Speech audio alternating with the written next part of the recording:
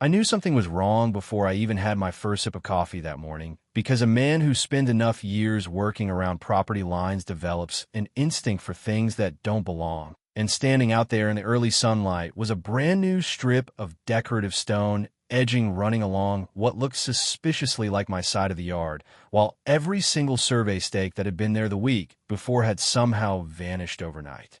Most people would probably shrug and assume the landscapers made a mistake, but I didn't.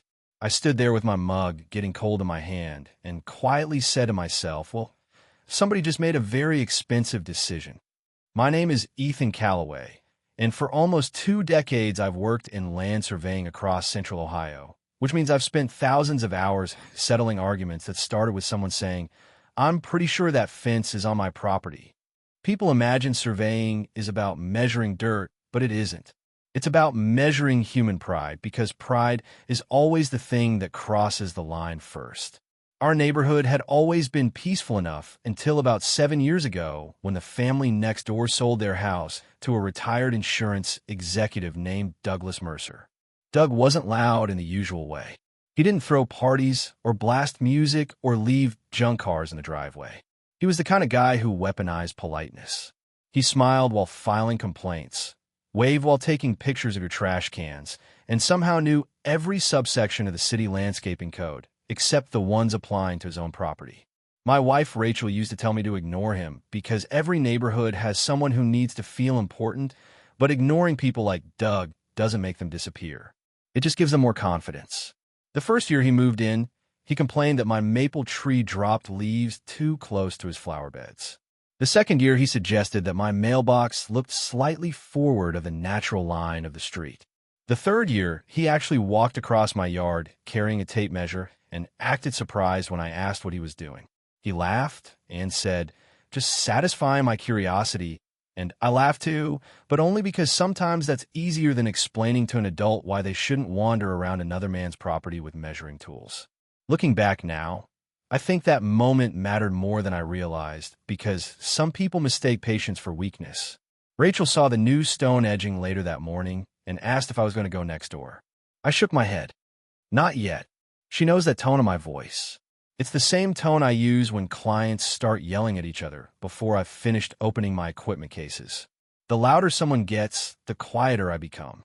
Around lunchtime, I'll walk the line again, slower this time, noticing the fresh soil, the wheelbarrow tracks, and the odd little depressions where iron pins should have been. You can hide a stake. You can even mow over one.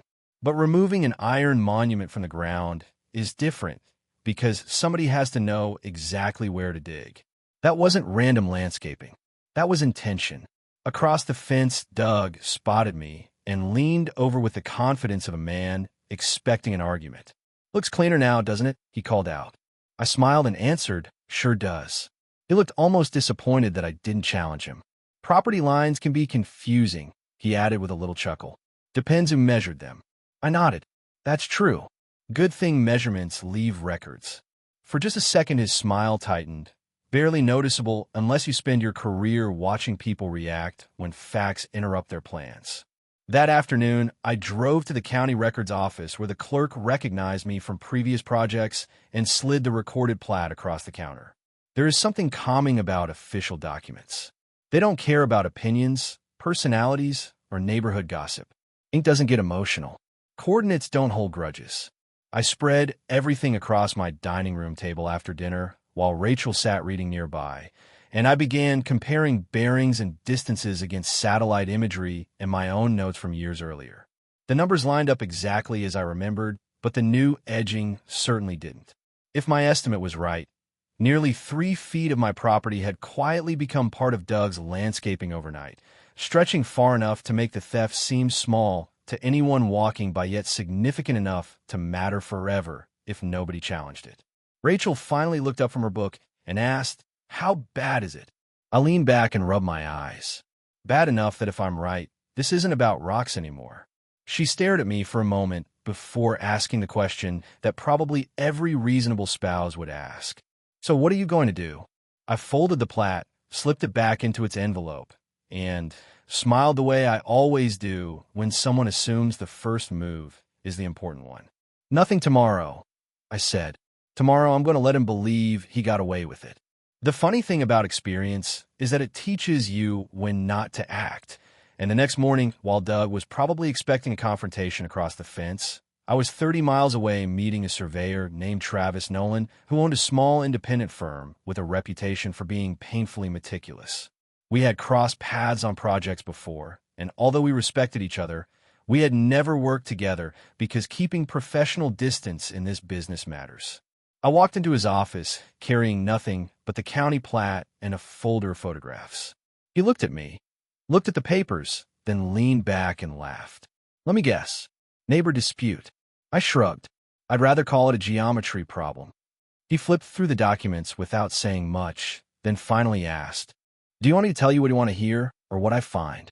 "Only what you find," I answered. "Good," he said, "because if you're wrong, I'm billing you anyway." That was exactly why I hired him. People imagine revenge is satisfying, but evidence is better because evidence doesn't get emotional. Travis scheduled the field work for 2 days later, and during that time, I did something Doug probably interpreted as surrender. I mowed my lawn, washed my truck, grilled burgers with Rachel, even waved when he backed out his driveway. He waved back with that tiny victorious smile people wear when they think silence means defeat. On Friday afternoon, he was outside planting flowers along his new stone border while I carried groceries inside. He called over, "Looks like we're finally getting this property line cleaned up." I answered, "Everything gets cleaned up eventually." He nodded as though we'd reached an understanding.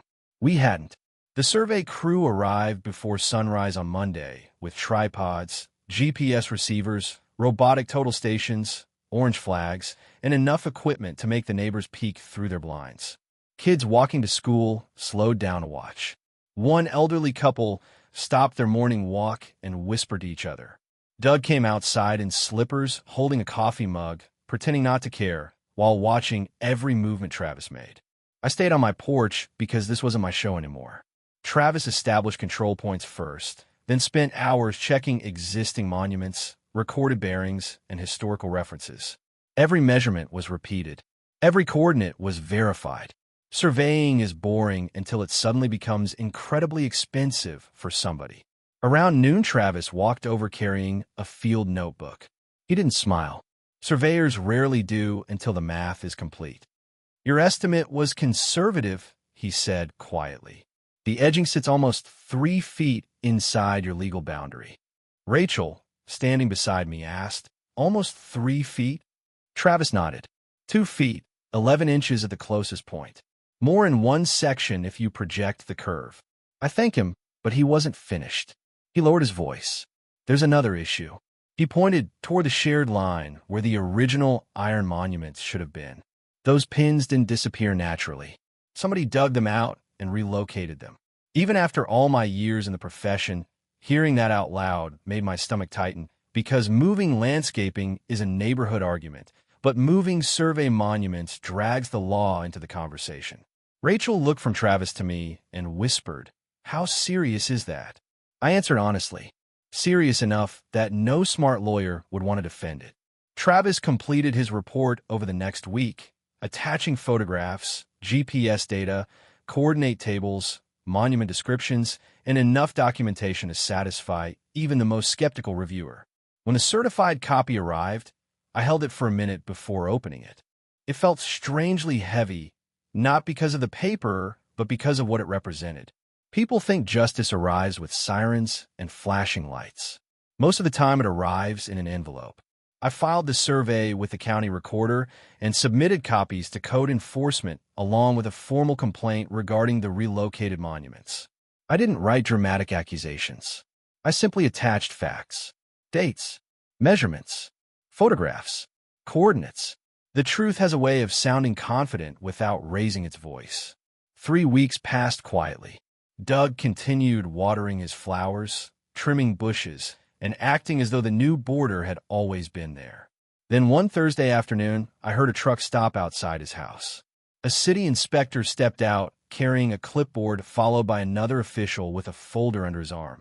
They spent nearly 40 minutes walking the property, while Doug gestured with increasingly animated hands.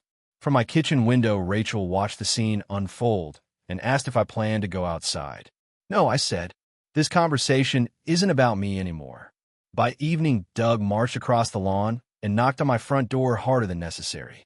The moment I opened it, he held up several papers. "Did you do this?" he demanded. I looked at the documents without touching them. "Depends what's in your hand." "A notice of violation," he snapped. "They're saying my landscaping crosses the property line." I nodded. "Does it?" He stared at me. "You filed something." "I filed a survey. You could have talked to me." I almost laughed because we'd been neighbors for 7 years, and the only person who skipped the talking stage was standing on my porch. "Doug," I said calmly. The time for talking was before someone dug up property monuments. His face changed. Not dramatically, just enough for me to notice that tiny flicker people get when they realize another person knows more than they expected. "You can't prove that," he muttered. "Maybe they shifted." I looked him straight in the eye.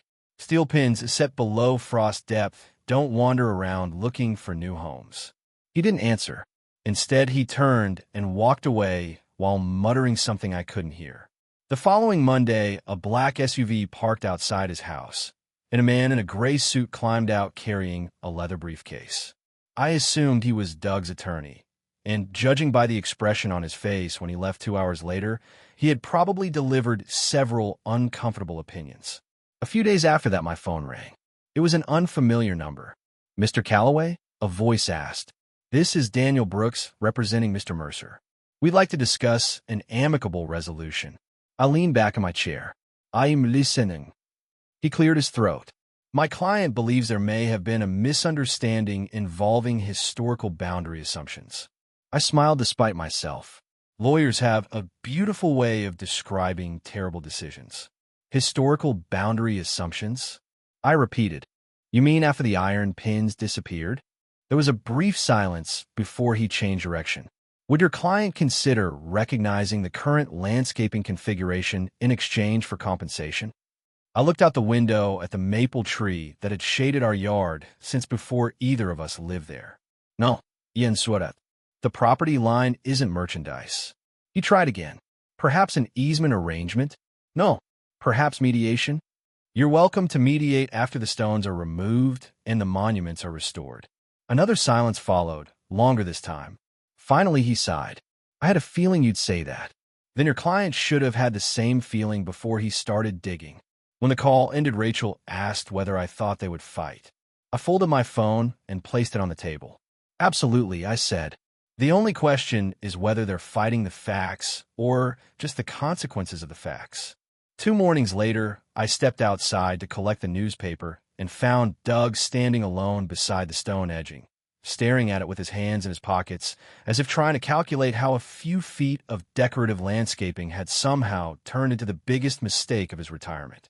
For the next couple of weeks, the neighborhood became unusually quiet, the kind of quiet that tells you everyone already knows something even if nobody is saying it out loud. Every time I drove home from work, I noticed curtains moving just enough for someone to peek outside, and every evening Doug's once perfectly organized yard seemed to carry a little more tension than the day before. I almost felt sorry for him until I remembered that none of this had started because of a misunderstanding. It started because someone made a decision in the dark and expected everyone else to live with it in the daylight. The official hearing itself wasn't dramatic in a Hollywood sense. There were no shouting matches, no surprise witnesses bursting through the door, no judge pounding a gavel. Real life is usually quieter than movies, and somehow that makes the consequences heavier. The county officials reviewed the certified survey, compared the recorded coordinates, examined the photographs, and asked a handful of straightforward questions. Doug's attorney did what good attorneys are supposed to do. He argued. He suggested that old monuments can become unreliable over time, that landscaping projects often create confusion, that memories differ and boundaries can appear ambiguous to ordinary homeowners. Then the county survey consultant looked down at the documentation, adjusted his glasses, and simply said, "The coordinates are consistent with the recorded plat and the independent field verification." The relocated monuments did not move themselves. You could almost hear the air leave the room. Sometimes the shortest sentence carries the greatest weight. By the end of the proceeding, the orders were clear. Every encroaching improvement had to be removed at Doug's expense. The disturbed monuments had to be restored under professional supervision. Financial penalties followed for the monument tampering, and whatever money he thought he had saved by taking a shortcut disappeared into legal fees, corrective work, and fines. A friend later asked me if I celebrated when I heard the decision, but the truth is I didn't. Victory doesn't always feel exciting. Sometimes it feels like confirmation that you weren't crazy for trusting the facts. The real moment, I remember, happened on a cool Saturday morning about a week later. I walked onto my porch carrying a cup of coffee, sat down in the old wooden chair my father built years ago, and looked across the property line. There was Doug wearing work gloves and dusty boots while a small crew loaded decorative stones into a trailer. The same border he had proudly installed was now coming apart piece by piece. He didn't look angry anymore. He looked tired. Every shovel of dirt seemed to erase another layer of certainty that had brought him to this point. Around mid-morning, he noticed me sitting there. For a second, I thought he might come over, maybe to argue one last time, or blame the county, or complain about lawyers. Instead, he walked to the fence and stood there quietly. "You could have embarrassed me," he finally said. I looked at him, confused. "How? You could have made a scene the first day." I took another sip of coffee before answering. "That wouldn't have solved anything." He stared at the ground for a moment. "I thought you'd fight." "I did fight," I replied. "I just didn't fight with you." He gave a small laugh, the first honest sound I'd ever heard from him, and shook his head. "Guess I underestimated you." "No," I said. "You underestimated records." Neither of us spoke after that. He turned around and went back to removing the last section of edging while I sat there listening to the scrape of metal against stone and the occasional beat of the trailer backing into position. It struck me that pride makes a terrible construction material because eventually reality tears it apart. A few days later, the replacement monuments were professionally installed and documented. The corrected line looked exactly like it always should have looked, invisible to anyone passing, but yet permanently established for anyone willing to check. If someone drove through the neighborhood today, they would never know a dispute had happened there at all. They would see two ordinary yards separated by an ordinary boundary and assume it had always been that way. But every time I mow that side of the lawn, I remember that property lines are not really about dirt or grass. They're about respect. Once people convince themselves that small dishonesty doesn't matter because nobody will notice, they usually keep going until reality notices for everyone. Rachel asked me one evening whether I thought Doug regretted what he had done. I told her I honestly didn't know. Maybe he regretted getting caught. Maybe he regretted believing that confidence could replace documentation. Or maybe, somewhere deep down, he realized that borrowing a few feet of land wasn't worth losing years of peace with the people living 20 feet away. I still think about that sometimes because every neighborhood has disagreements, every community has stubborn personalities, and every street has at least one person convinced the rules apply differently to them. So here's the question I'd leave with you.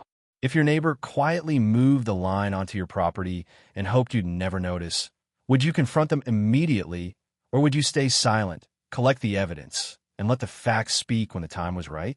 Let me know what you would have done and whether you think justice is better served through direct confrontation or patient proof, because stories like this are rarely just about land. They're about character, and sometimes the smallest boundary reveals the biggest truth about the people living on either side of it. If you enjoyed this story, share your opinion in the comments, tell us whose side you would take, and don't forget to like, subscribe, and share this video with someone who believes that shortcuts always stay hidden. Because sometimes the quietest response ends up being the one nobody ever forgets.